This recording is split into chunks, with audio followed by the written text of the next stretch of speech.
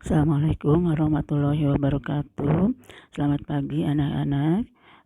Pada kesempatan ini Ibu akan membahas satu materi, yaitu tentang prosedur pengelolaan dana kas kecil.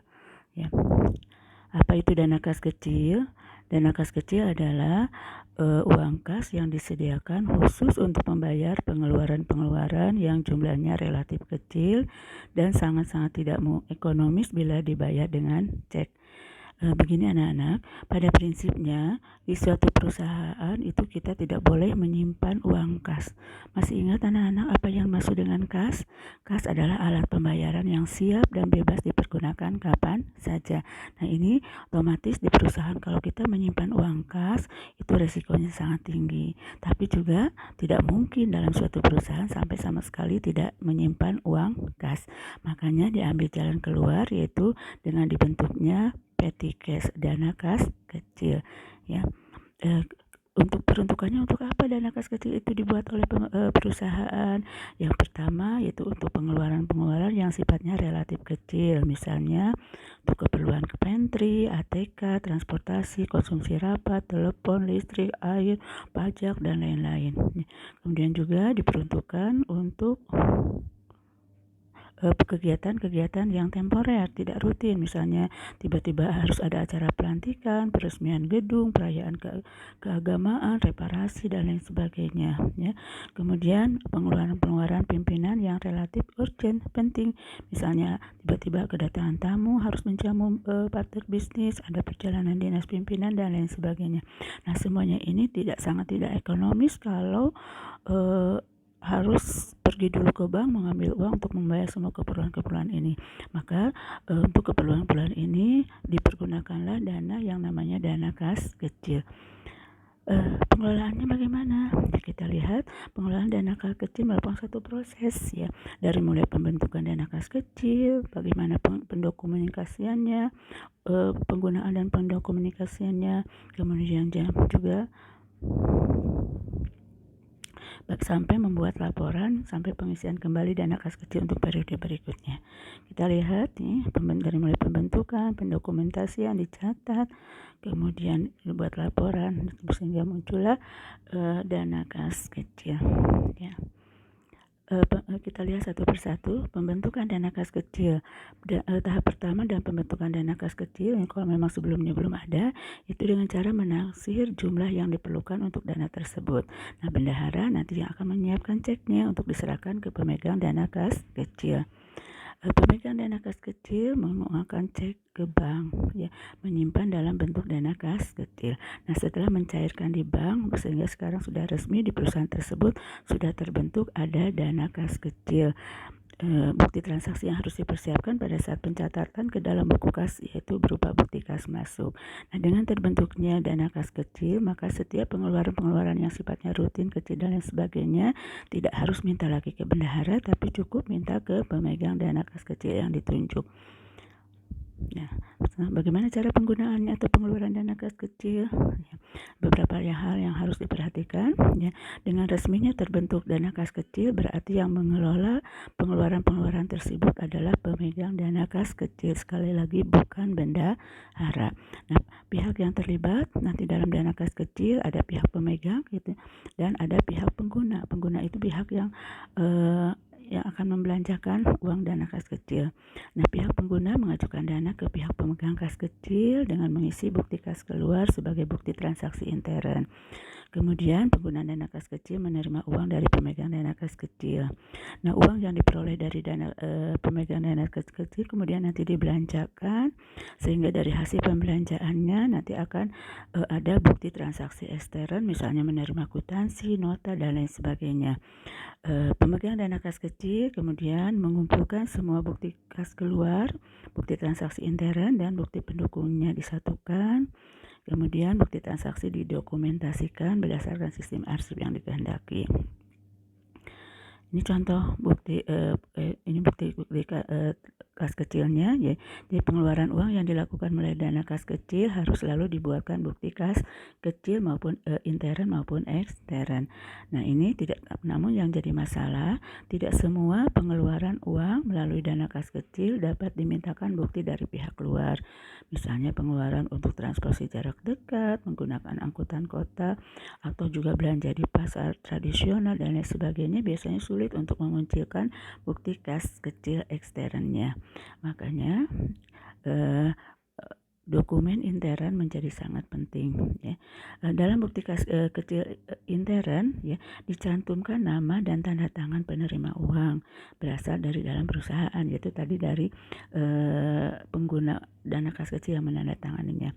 Kemudian apabila ada dokumen yang berasal dari pihak luar seperti bon, nota dan lain sebagainya, maka harus dilampirkan sebagai pendukung bukti kas kecil intern, ya. Pengeluaran uang melalui dana kas kecil harus disetujui oleh yang berwenang. Bukti kas kecil cukup dibuatkan 1 lembar, jangan sampai 2 lembar, nanti takutnya disalahgunakan, ya. Bukti ini nanti disimpan oleh pemegang kas kecil sampai dana kas kecil dipertanggungjawabkan. Ini contohnya, ya.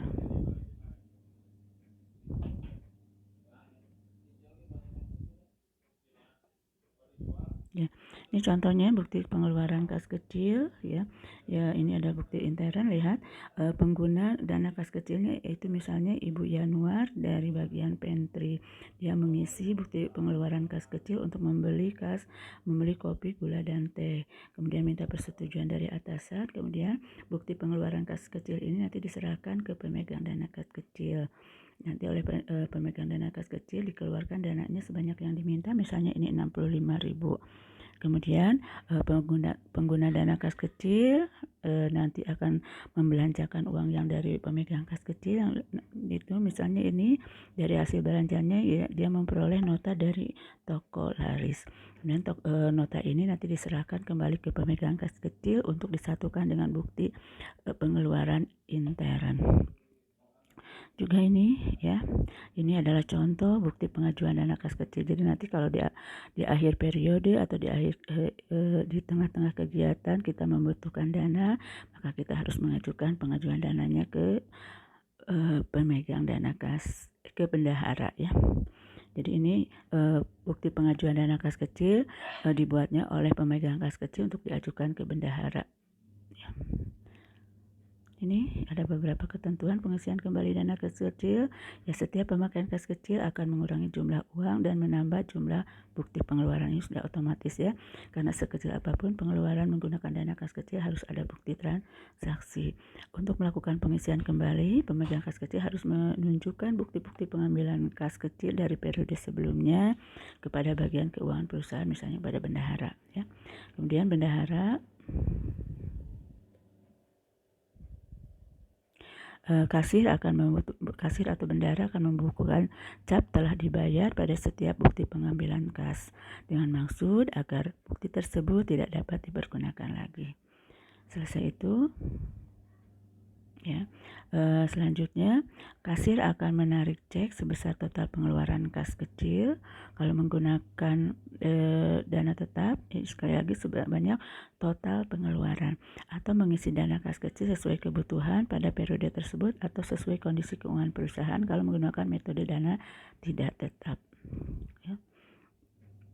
Ciri-ciri, ini sebagai kesimpulannya, ciri-ciri administrasi petty cash biasanya, sekali lagi saya tekankan bahwa yang memegang, yang mengelola petty cash bukan bendahara, ya, tetapi orang yang ditunjuk dan dipercaya untuk mengelola dana kas kecil. Bisa jadi nanti kalau kalian bekerja pun, walaupun kalian bukan sebagai bendahara, tapi kalian diberi kepercayaan oleh atasan Anda untuk memegang dana kas kecil, ya. Besarnya petty cash atau dana kas kecil tergantung kebijakan masing-masing perusahaan. Apakah menggunakan metode dana tetap atau menggunakan metode dana tidak tetap. Nah, sumber dana biasanya dianggarkan dari kas perusahaan, ya, dari dana taktis, ya. Pertanggungjawaban keuangannya dilaporkan kepada atasan atau kepada yang melimpahkan kewenangan pengelolaannya. Nah, laporan penggunaan dana kas kecil dibuat setiap akhir kegiatan kalau memang itu untuk kegiatan yang tidak rutin, atau di akhir periode kalau memang itu rutin, ya, atau pada saat akan mengisi kembali dana kas kecil. Nah, setiap penerimaan dan pengeluaran dana kas kecil harus selalu dibuatkan bukti transaksi sekecil apapun ya. Nah, bukti-bukti transaksi tersebut nanti dikumpulkan sebagai dasar pengajuan pengisian kembali dana untuk periode berikutnya. Nah, ini contohnya ya, contoh pendokumentasiannya. Misalnya ini adalah Ibu ibaratkan sebuah folder ya. Ini ada folder yang khusus mengelola tentang dana kas kecil. Kita buka folder itu, kita temukan ada 2 folder lagi, yaitu folder bukti kas keluar dan folder bukti kas masuk.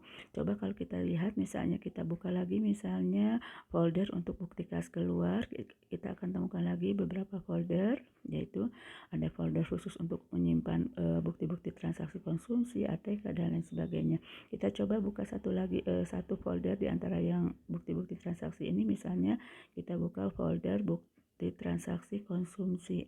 Kita lihat ini ada file konsumsi dari hasil pembelanjaan dan ini begitulah cara pendokumentasiannya. Nah, untuk laporan bagaimana cara membuat laporan dana kas kecil, kita lihat pada episode berikutnya. See you again. Terima kasih. Assalamualaikum.